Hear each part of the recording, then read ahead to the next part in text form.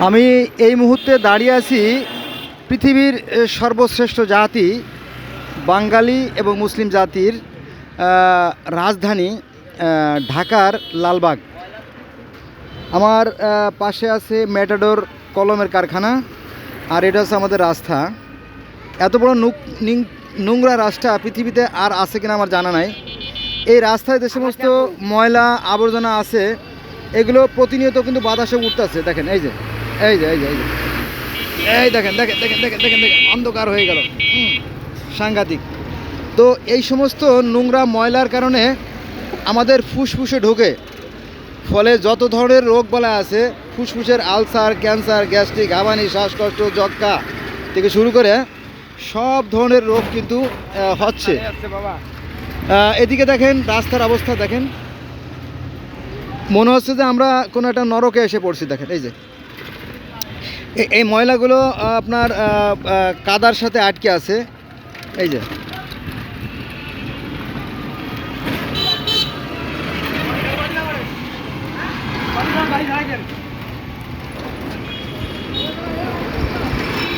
এই ময়লাগুলো কাদার সাথে আটকে আছে, এটা আপনার গাড়ির চাকায় পিষ্ট হয়ে প্রতিনিয়ত উঠতে থাকবে। হ্যাঁ, এবং আমাদের এই মহামূল্যবান স্বাস্থ্য ধ্বংস হয়ে যাবে। দেখেন অবস্থা, নারকীয় দৃশ্য, ভয়ঙ্কর থেকে ভয়ঙ্কর। তো মুসলমানরা কিন্তু আপনার গরিব থাকতে পছন্দ করে, জানেন তো?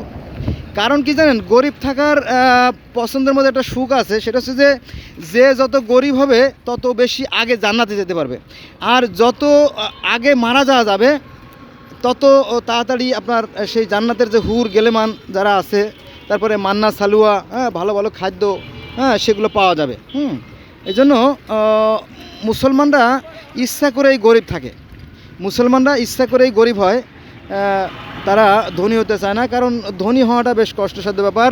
আর ধনী হতে হলে আপনার যেমন অনেক কষ্ট করতে হয়, তাছাড়া অনেক হিসাব বেশি। গরিব হইলে আর এত হিসাব নাই। গরিব হইলে মনে করেন যে জান্নাতে যাওয়াটা খুব সহজ, কারণ গরিব মানুষ ধনী দেশে তো অনেক আগেই জান্নাতে চলে যাবে আর কি।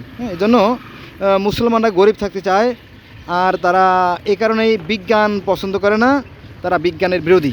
তারা চায় কোনো রকম জীবনটা পার করতে, কারণ মরার পরে তো জান্নাত, এবং জান্নাতে গেলেই আপনার 72টা হুর, তারপরে আপনার সেখানে আপনার ইনটেক, হুর হলো ইনটেক, একদম ইনটেক প্রোডাক্ট।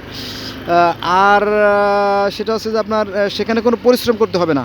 সেখানে আছে মান্না সালুয়া, হরেক রকমের পাখির মাংস, তারপরে বিভিন্ন ধরনের ফল ফলালি গাছে ঢুলে আছে।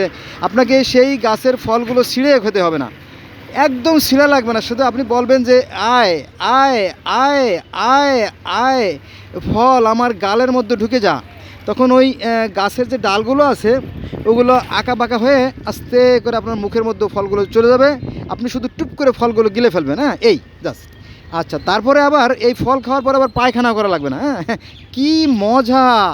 পায়খানা করা লাগবে না, কারণ কি আপনি শুধুমাত্র ঢোকর দেবেন, ও এভাবে একটা ঢোকর দেবেন, আর অনায়াসে আপনার এই খাবারগুলো হজম হয়ে যাবে। ঠিক আছে? তো আপনাদের সাথে কথা বলতে গিয়ে আমার একটা মজার কথা মনে পড়ে গেল, যে একবার এক কবিরাজ তিনি এক রুগী দেখতে আসলেন। রুগী দেখে আসার পরে দেখলেন রুগীর অবস্থা খুব একটা ভালো না।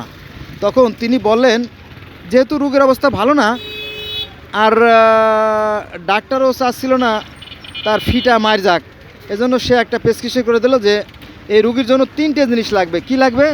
উড়ে যায় বক, তার গুদের রগ, মানে একটা পাখি উড়ে যাচ্ছে, সেই পাখির পিছনের রগ লাগবে, সুতা লাগবে।